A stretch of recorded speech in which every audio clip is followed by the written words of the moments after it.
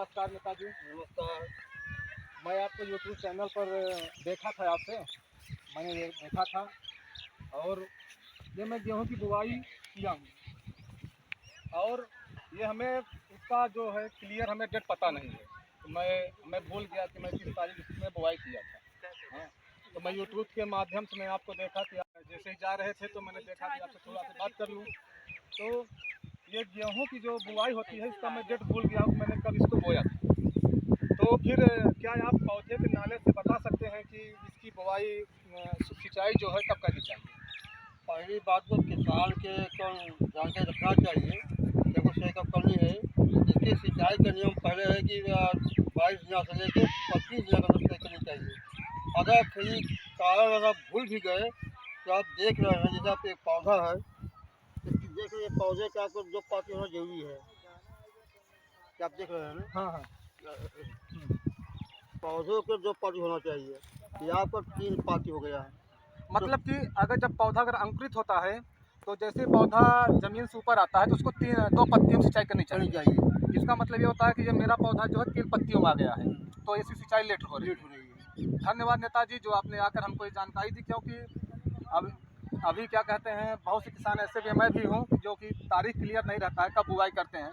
क्योंकि जो गेहूँ की बुआई होती है इसमें धान की कटाई भी रहती है, तो साथ ही दोनों का बैलेंस जो है किसी डेट क्लियर नहीं हो पाता है। तो हम लोग सिर्फ ऐसे ही अंदाज करके अपना कि हाँ ये सीखने लायक हो गया है। लेकिन आपने जो ये जानकारी दी कि 2 पत्तियों पर गेहूँ की सिंचाई होनी चाहिए, तो इससे मिलकर आपको बहुत खुशी हुई जो आपने जानकारी दी कि 2 पत्तियों पर गेहूँ की सिंचाई होनी चाहिए। आपने जो बताया कि अभी की गेहूं की जो है 2 पत्तियों अगर आ जाए तो वह सिंचाई के योग्य हो जाता है, सिंचाई पहली सिंचाई होती है। तो अभी मैं आपसे और जानकारी लेना चाहता हूं नेताजी कि जिस तरह से अभी खेत में सिंचाई के बाद जो है ये छोटे छोटे ये पौधे आ जाते हैं, हाँ, खरपतवार आ जाते हैं। क्या आपको जानकारी कुछ हमसे आपसे मिल सकती है कि जैसे कि इसमें सिंचाई के बाद कुछ ऐसी दवाओं का प्रयोग करें जिससे कि जो खरपतवार है? इसका दवा का उपयोग होता है, लेकिन पौधा कमज़ोर हो जाता है। जी जी। तो किसान को चाहिए कि अगर हम ऑर्गेनिक तरीके से करें तो इसको हाथ से निकालना पड़ता है।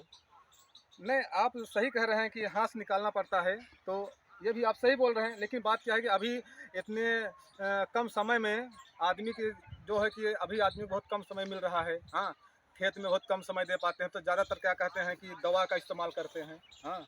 तो क्या आपकी जानकारी है कोई एक ऐसी अच्छी दवा है जिससे कि गेहूँ को कोई प्रभाव ना पड़े और खरपतवार नष्ट हो जाए?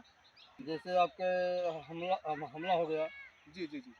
हमला के कीटनाशक भी है जी और जी। प्लस आपको इस चार भी नियंत्रण करता है। जी जी जी। इसकी दवा पहले छींटनी चाहिए। जी। अच्छा नेताजी, आप हमको ये जानकारी दीजिए जिससे कि सिंचाई के पहले खाद डाल के सिंचाई करें कि सिंचाई के बाद खाद डालें? अब भाई जो मेरे प्रश्न हुआ, किसान को चाहिए कि जैसे आपको 5 डीपी डालना है या यूरिया डालना है, जी, जी, जी। तो पहले सिंचाई में आपको डीपी जरूर डालना चाहिए। जी। बोते समय लेकिन नेताजी ये जो कि हम बुआई के समय किसान लोग गेहूँ में खाद मिलाकर बुआई करते हैं, तो क्या फिर भी सिंचाई के समय खाद डालना ज़रूरी है? जरूरी है।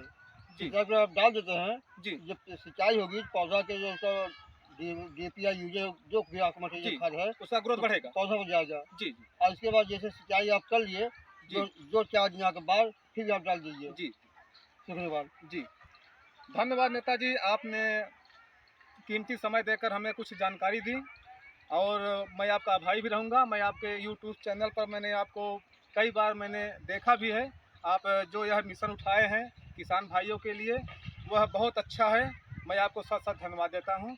इस समय ठंडी का मौसम है, अगर ठंडी का मौसम अगर समय सिंचाई हो जाएगी तो पाला का असर नहीं पड़ेगा।